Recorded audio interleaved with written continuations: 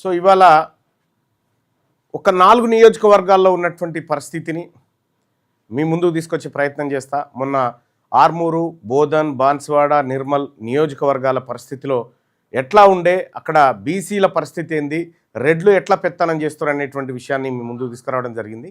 ఇవాళ మళ్ళొక 4 నియోజకవర్గాల్లో ఉన్నటువంటి లెక్కలు ఒక్కసారి మనం తీసుకోవాల్సినటువంటి అవసరం ఉంది. ఆ లెక్కల్ని ఒక్కసారి మనం పరిశీలిస్తే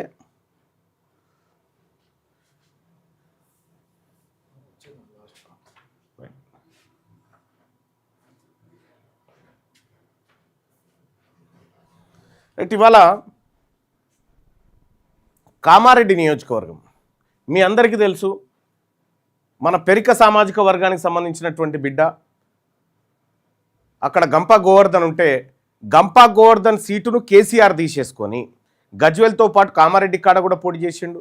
అక్కడ ఉన్నటువంటి ఇంకొక బీసీకి అవకాశం ఇచ్చే ఛాన్స్ ఉన్నా కూడా రేవంత్ రెడ్డి గారు ఆ సీటును తీసేసుకొని 2 చోట్ల ఆయన పోటీ చేసిండు. తర్వాత భారతీయ జనతా పార్టీ నుంచి రెడ్డి పోటీ చేసిండు. ఇంకా గమ్మతి విషయం ఏంటంటే, కామారెడ్డిలో ఉన్నటువంటి ముదిరాజు సోదరులారా, ఇతర కులాల నాయకులు ఎవరెవరు ఉన్నారో వాళ్ళ గురించి కూడా డిస్కస్ చేసుకుందాం.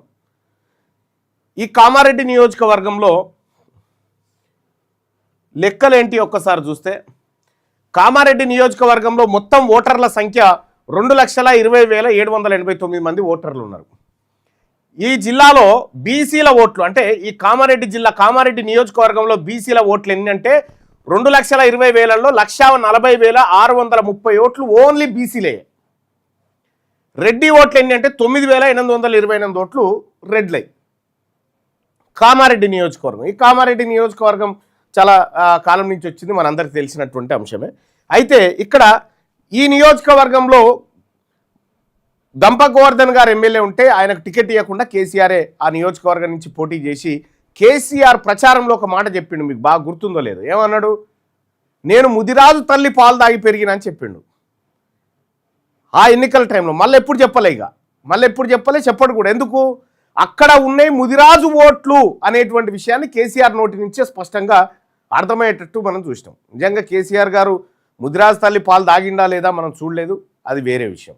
కానీ ముదిరాజుల ఓట్ల కోసం ముదిరాజు తల్లి పాలు దాగినం అనేటువంటి మాట చెప్పినట్టుగా చాలామంది అర్థం చేసుకున్నారు.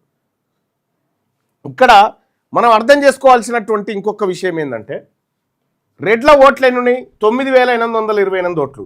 9,828 ఓట్లు కామారెడ్డిలో రెడ్లై ఉంటే 1,40,630 ఓట్లు ఓన్లీ బీసీల ఓట్లు ఉన్నాయి. ఈ బీసీల ఓట్లను రెడ్లు వెలమలు కొల్లగొట్టాలని చెప్పి చాలా కాలంగా ట్రై చేస్తూనే ఉన్నారు. అక్కడ బీసీకి ఇస్తే 2 రెడ్లను ఓడించేటువంటి శక్తి రాగాలని చెప్పి 3 కూడా బలుక్కొని వెలమైన 2 రెడ్లు వీళ్ళు పోటీ చేసిరు. సరే, వీళ్ళు పోటీ చేస్తే ఆయన గెలిచిండు. ఈ గెలిచిన ఆయన ఎవరు? కాటిపల్లి వెంకటరమణారెడ్డి గారు. ఈయన ఏం చేసిండు అనంటే, ఈడబ్ల్యూఎస్ రిజర్వేషన్ను తక్షణమే అమలు చేయాలి అని చెప్పి హైకోర్టులో పిటిషన్ వేసిండు. అంటే ఈ బీసీల ఓట్లతో గెలిచి బీసీల నిరుద్యోగుల నోట్లో మన్ను పోసే పిటిషన్ను ఈయన హైకోర్టులో వేయడం జరిగింది. నేను కామారెడ్డిలో ఉన్నటువంటి బీసీలను అడుగుతా ఉన్నా, బీసీ నాయకత్వాన్ని కూడా అడుగుతా ఉన్నా, ఏం చేస్తున్నారో చూసిరా? మన ఓట్లతో గెలిచి మన నోట్లో మట్టి పోసేటువంటి పిటిషన్లు వేస్తున్నటువంటి వాళ్ళు వీళ్ళంతా. ఒక ఆయన ఈయన పోటీ చేసిన 3 విషయం చూడాలి. ఒకరు కేసీఆర్, రెండోది రేవంత్ రెడ్డి, మూడోది కాటిపల్లి వెంకటరమణారెడ్డి. కేసీఆర్ ఏం చేసిండు? బీసీలకు లోకల్ బాడీస్లో ఉన్న 33% రిజర్వేషన్ 23% తెచ్చిండు. 10% బీసీల రిజర్వేషన్ కట్ చేసిండు. రేవంత్ రెడ్డి ఏం చేసిండు? 42% రిజర్వేషన్ ఇస్తామని చెప్పి పట్టబగటీలి తెలంగాణలో ఉన్నటువంటి 2 కోట్ల మంది బీసీలను నయవంచనకు గురి చేసిండు. మూడోది కాటిపల్లి వెంకటరమణారెడ్డి ఏం చేసిండంటే, ఈ బీసీలకు న్యాయం చేయాలని డిమాండ్ చేయకపోగా మీదికెళ్ళి ఈడబ్ల్యూఎస్ని ఇంప్లిమెంట్ చేయాలని హైకోర్టులో రిట్ పిటిషన్ వేసిండు ఈయన. ఈ 3 కామారెడ్డి నియోజకవర్గంలో ఉన్నటువంటి బీసీలారా, సోదరులారా, మైనార్టీ సోదరులారా, ఇగో ఇది వీళ్ళు చేసినటువంటి కథ. సో కామారెడ్డి నియోజకవర్గం కథ ఏందో ఒక్కసారి చూద్దాం.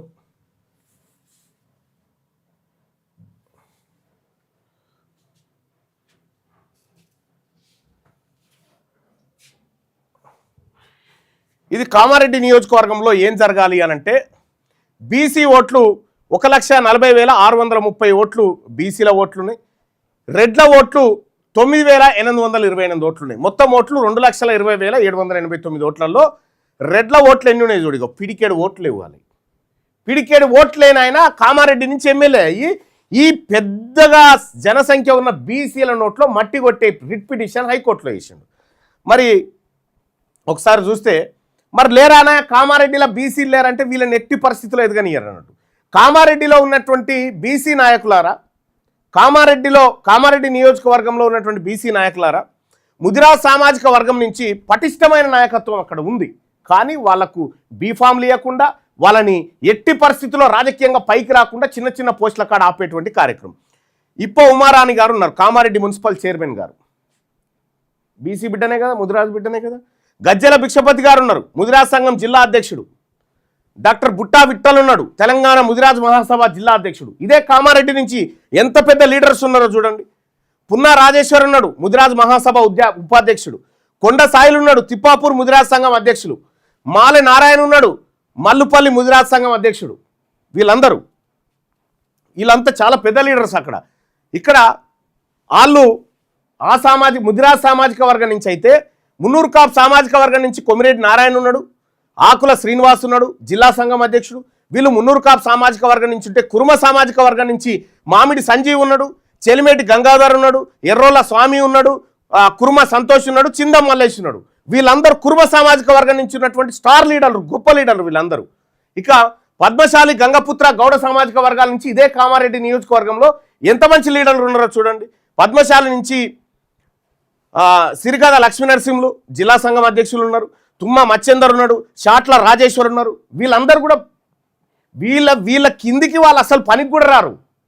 ఇక గంగపుత్ర సామాజిక వర్గం నుంచి కాచాపురం ఎల్లయ్య ఉన్నాడు, ఆయన పట్టణ సంఘం అధ్యక్షుడిగా పనిచేస్తూ ఉన్నాడు. గౌడ సామాజిక వర్గం నుంచి చింతల దివ్య రవితేజ గౌడ్ ఉన్నారు, గరుగులు సర్పంచ్గా ఉన్నాడు ఆయన, ఆమె. వీళ్ళందరూ కూడా చాలా పెద్ద లీడర్లు అక్కడ. ఇంకా ఒక్కసారి చూస్తే ఇక్కడ గౌడ సామాజిక వర్గం నుంచి ప్రణీత్ గౌడ్ చురుకైన నాయకుడు, దేవరాజు ఉన్నాడు, గోనె శ్రీనివాస్ ఉన్నాడు, గట్టగోని రామగౌడ్ ఉన్నాడు, బంబోతుల కుమార్ గౌడ్ ఉన్నాడు, మోతే స్వామి గౌడ్ ఉన్నారు. వీళ్ళందరూ కూడా కామారెడ్డి నియోజకవర్గంలో ఉన్న మా బీసీ స్టార్ లీడర్స్. వీళ్ళు ఏం చెప్తారంటే, వీళ్ళకు వాళ్ళ కాడ లీడర్ ఎవడు ఉన్నాడా, ఇంతమంది లీడర్లు ఉన్నారు. ఒక్క కామారెడ్డి నియోజకవర్గంలోనే ఎమ్మెల్యే స్థాయి లీడర్లు, ఆ స్థాయి హోదా ఉన్నటువంటి ఇంకా ఈలేగా చాలామంది ఉన్నారు, ఇంకా చాలామంది లీడర్లు ఉన్నారు ఈ వర్గాల నుంచి. వీళ్ళు పిడికెడు మంది లేనటువంటి వాళ్ళు ఎమ్మెల్యేలుగో ఎంతమంది ఉన్నారా, 9,828 మంది రెడ్లు. రేవంత్ రెడ్డి సగము, కాటిపల్లి వెంకటరమణారెడ్డి సగం పంచుకుంటే చెరి 4,500 ఓట్లు రావు వీళ్ళకు. ఇక ఎలుమోలు ఓట్లయితే చెప్పు, మనం మాట్లాడుకోవద్దు. ఇక ఆడ తమాం ఇజ్జత్ తక్కువ, ఆడ ఏం లేనేలేవు. ఇగో బీసీల ఓట్లేమో గివి, వీళ్ళ ఓట్లేమో గివి. మరి నేను కామారెడ్డిలో ఉన్నటువంటి మా బీసీ సోదరులను, మా నాయకత్వాన్ని వివిధ పార్టీలలో వాళ్ళ కింద వీడో పదవి వాడో పదవి ఇస్తాడని చెప్పి కూర్చుంటారా, లేకపోతే ఎమ్మెల్యేలుగా చట్టసభలో అసెంబ్లీలో అడుగు పెడతారా? ముదిరాజ్ సోదరులారా, కామారెడ్డిలో అయిపోయింది. వాళ్ళ లెక్క తేలింది కదా. ఇన్ని రోజులు అంటే వాళ్ళు పేదోళ్ళు అనుకున్నాం కదా, వాళ్ళ లెక్క తేలిపోయింది కదా. 9,828 ఓట్లే వాళ్ళవి. కాబట్టి కామారెడ్డి నియోజకవర్గంలో ఉన్నటువంటి ప్రజలందరికీ, బీసీ ప్రజలందరికీ చెప్తా ఉన్నా, చూసిరు కదా ఎవరి ఓట్లతో ఎవడు బతుకుతా ఉన్నాడో. ఈడ గెలిచినటువంటి కాటిపల్లి వెంకటరమణారెడ్డి గారు హైకోర్టులో రిట్ పిటిషన్ వేసి ఈడబ్ల్యూఎస్ని అమలు చేయాలని పెట్టింది. ఈడబ్ల్యూఎస్ని అమలు చేయడం అంటే బీసీల నోట్లో మట్టి కొట్టమని చెప్పి పిటిషన్ వేసింది అన్నట్టు. బీసీ, ఎస్సీ, ఎస్టీ, మైనార్టీ అందరి నోట్లో మట్టి కొట్టమని పిటిషన్ వేసిండు. వాళ్ళ రెడ్ల కోసం పనిచేసుకున్నాడు చూసినావా, బీసీల కోసం కాదు. ఇది కామారెడ్డి నియోజకవర్గం సంబంధించినటువంటిది. ఇక ఇదే నిజామాబాద్ రూరల్లో కూడా చాలామంది నాయకులు, బీసీ నాయకులు అక్కడ చాలామంది ఉన్నారు. వాళ్ళందరినీ కూడా ఒక్కసారి లెక్కలు చూసుకోమని చెప్పి చెప్తా ఉన్నా. ఆడ భూపతి రెడ్డి ఇప్పుడు ఎమ్మెల్యేగా ఉన్నాడు నిజామాబాద్ రూరల్లో. మొత్తం ఓట్లు వచ్చేసి 2,53,417 ఓట్లు ఏడా నిజామాబాద్ రూరల్లో. ఇందులో బీసీల ఓట్లు 1,63,837 ఓట్లు ఓన్లీ బీసీలే. 64% ఓట్లు బీసీలే. రెడ్ల ఓట్లు ఏంటంటే 9,620 ఓట్లు రెడ్లే. జస్ట్ 9,000 పట్టుమని 10,000 ఓట్లు కూడా ఇవ్వాలి నియోజకవర్గం అంతా కూడా రెడ్లే. బీసీలే ఇవి. కానీ అక్కడి నుంచి రెడ్డి ఎమ్మెల్యే అయ్యిండు. ఎందుకు? వాళ్ళు మనకు చెప్తూ వస్తూ ఉన్నారు, రెడ్లు చాలామంది ఉన్నారు, రెడ్లే స్ట్రాంగ్ లేదు, నోటపీస్ లేదు. ఇంకా చాలా పెద్ద బాజిరెడ్డి గోవర్ధన్ లాంటి వాళ్ళు చాలామంది ఉన్నారు నాయకులు. గెలుపు గుర్రాలని చెప్తాడు. ఈ గెలుపు గుర్రాలే నోటపీస్లు అంత దొంగలే, కుంటి గుర్రాలు ఇవి. ఇక బాల్కొండ విషయానికి వస్తే బాల్కొండ మొత్తం ఓటర్లు వచ్చేసి 2,21,511 ఓట్లు. ఇదే బాల్కొండలో జిల్లా బీసీలు ఇందులో ఎంతమంది ఉన్నారంటే ఈ 2,21,511 ఓట్లలో 1,43,212 ఓట్లు ఓన్లీ బీసీలే. రెడ్ల ఓట్లు ఎన్ని ఉన్నాయి చూడ్రి, 8,408 ఓట్లు. 8,408 ఓట్లు మాత్రమే రెడ్లై. ఎన్లా 2,21,511 ఓట్లలో. కానీ రెడ్డి ఎమ్మెల్యే అయింది కదా. అక్కడున్న ఈరవత్రి అనిల్ కానీ మిగతా బీసీ నాయకత్వం కానీ వాళ్ళని ఏం చేసిరు, రెడ్లు రావాలని ఇలా కార్పొరేషన్లు ఇచ్చి పక్కకు జరిపారు ఆ స్థాయి అధికారులను. మనం బాగా అర్థం చేసుకోవాల్సింది, బాల్కొండలో ఇది హుజూరాబాద్ నియోజకవర్గం. హుజూరాబాద్ గతంలో ఈటల రాజేందర్ గారు ఉండే, ఇంకా ఈసారి పాడి కౌశిక్ రెడ్డి గారు. హుజూరాబాద్లో మొత్తం ఓట్లు 2,49,738 ఓట్లు. 2,49,738 ఓట్లు రెడ్లై మొత్తం ఓట్లయితే, బీసీ ఓట్లు 1,59,068 ఓట్లు. 1,59,068 ఓట్లు బీసీలై. రెడ్డి ఓట్లు ఎన్ని ఉన్నాయి అంటే 18,968 ఉన్నాయి. 18,968 ఓట్లు. కానీ అక్కడ రెడ్డి గెలిచిండు. మరి వీళ్ళ ఓట్లు ఎన్ని ఉన్నాయి, వీళ్ళ కథ ఎన్ని ఉన్నాయో ఈ 4 నియోజకవర్గాల్లో మీకు అర్థమవుతుంది కదా. అందుకోసమే ఇందులో ఉన్నటువంటి బీసీ నాయకులారా జస్ట్ వాళ్ళ నుంచి పక్కకు జరగండి, కుప్పగూలిపోతారు. వాళ్ళంతా కుప్పగూలిపోతారు. 2028 నాటికి ఈ నియోజకవర్గాల్లో బీసీల జెండా పాతాలి. బీసీల జెండా పాతాలి మనం ఈ నియోజకవర్గాల్లో. దానికోసం తయారుగా ఉండండి. ఇవే కాదు, ప్రతి నియోజకవర్గంలో లెక్కలు తీసి మీ ముందుకు తీసుకొస్తాం. ప్రతి నియోజకవర్గం ప్రతిరోజు వస్తాను నేను మార్నింగ్ న్యూస్కి, ప్రతిరోజు వస్తా. ఈ విషయాన్ని మీ నియోజకవర్గాల్లో ఉన్నటువంటి వాళ్ళకి షేర్ చేయండి, చర్చ పెట్టండి. ఎవనోట్లు ఎన్నో చెప్పండి. మన ఓట్లతోని గెలిచి మనకు రిజర్వేషన్ రాకుండా మనకు వ్యతిరేకంగా కోర్టులో కేసులు వేస్తున్నటువంటి వీళ్ళన మనం గెలిపిస్తుంది. నేను ముదిరాజు యువతని, యాదవ యువతని, గౌడ యువతని, పద్మశాలి, మున్నూరు కాపు, నాయి బ్రాహ్మణ, రజక, బీసీలలో ఉన్నటువంటి విశ్వబ్రాహ్మణులు అన్ని కులాలను అడుగుతా ఉన్నా. యువకులారా చూసిరు కదా, మనల్ని కులాలుగా విడగొట్టి ఇన్ని రోజులు డ్రామా ఆడిరు. ఇలా మనం బీసీలం అంత ఒకటైనాం కదా, ఇప్పుడు మన డ్రామా చూపించాలి ఎట్లుంటుందో వీళ్ళకు. వీళ్ళ జీవితాంతం కాలేరు, ఇక వీళ్ళ జీవితాంతం వీళ్ళు ఎమ్మెల్యేలు కాలేరు ఈ చోట్లలో. ఆ పరిస్థితి. ఇక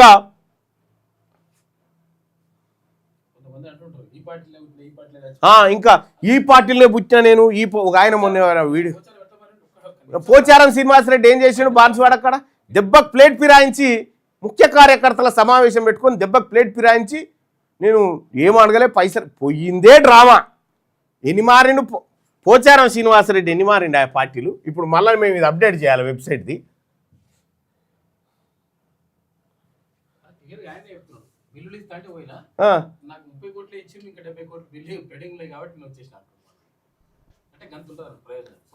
వాళ్ళ సొంత ప్రయోజనాల కోసం ఎన్ని పార్టీలైనా మారుతారు. ఇంకా మన వాళ్ళకి మాత్రం నేను ఫస్ట్ నుంచి ఇదే పార్టీలు ఉన్నా, ఇక్కడనే చావాలి, ఇక్కడనే ఈ కణం కప్పాలి, ఇవన్నీ బంద్ చేయరు. ఇక అయిపోయింది, ఆ కాలం అయిపోయింది. స్లో ఉంది వెబ్సైట్, అదే నెట్.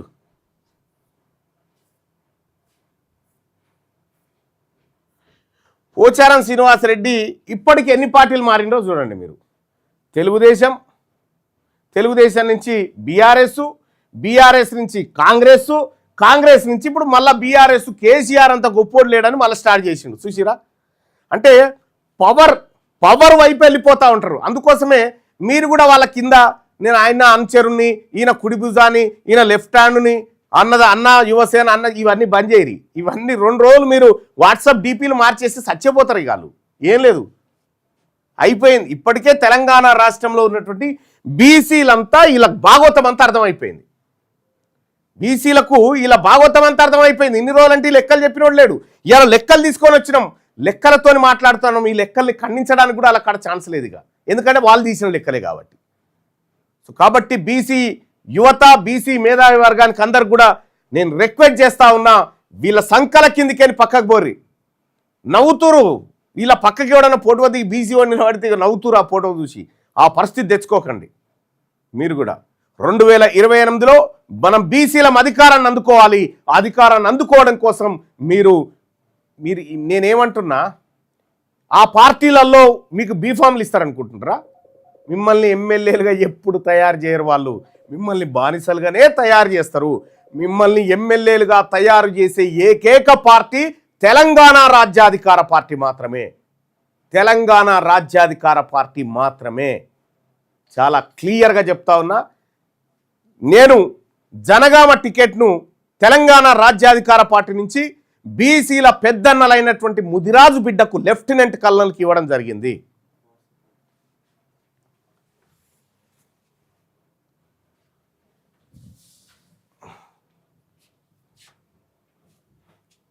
ఇగో ఎన్ని పార్టీలు మారిన చూడు. ఫస్ట్ కాంగ్రెసేనట, తర్వాత తెలుగుదేశం, తర్వాత బీఆర్ఎస్, తర్వాత కాంగ్రెస్, తర్వాత బీఆర్ఎస్, ఇప్పుడు మళ్ళా బీఆర్ఎస్ మళ్ళీ కాంగ్రెస్ బీఆర్ఎస్ పాటలు పాడుతూ ఉన్నాడు. ఎన్ని డ్రామాలు వీళ్ళు అధికారం కోసం, ఎన్ని పార్టీలు తిరుగుతూ ఉన్నారు చూడండి అధికారం కోసం. మీరాడా మేము కట్టర్ బీజేపీ, కట్టర్ కాంగ్రెస్ ఇవన్నీ బంద్ చేయరుగా. వీళ్ళ లెక్కలేందో మొత్తం బయటకు వస్తూ ఉన్నాయి కదా ఎక్కడికక్కడ క్లియర్గా. వాళ్ళు ఎప్పుడంటే అప్పుడు మారుతారు, ఎప్పుడంటే అప్పుడు వట్టిగానే ఇట్లా పోయి వాళ్ళకి ఎంత ఛాయ్ దాగా వచ్చినంత ఈజీగా పార్టీలు మార్చేస్తూ ఉంటారు, సిద్ధాంతాలు మార్చేస్తారు. వీళ్ళకి సిద్ధాంతం లేదు, ఏం లేదు. వాళ్ళకి కావాల్సింది అక్రమ సంపాదన, డబ్బు, దోపిడీ, అధికారం. సో బీసీ ప్రజలారా, ఇన్నేళ్లకు మనం మేల్కున్నాం కదా, ఇన్నేళ్లకు మేల్కున్నాం. ఈ బీసీ ఉద్యమాన్ని అంతిమంగా బీసీ ప్రభుత్వ ఏర్పాటు వరకు దిగ్విజయంగా ముందుకు పోవడానికి మీరందరూ కూడా కథలు రావాల్సిందిగా కోరుతా ఉన్నా.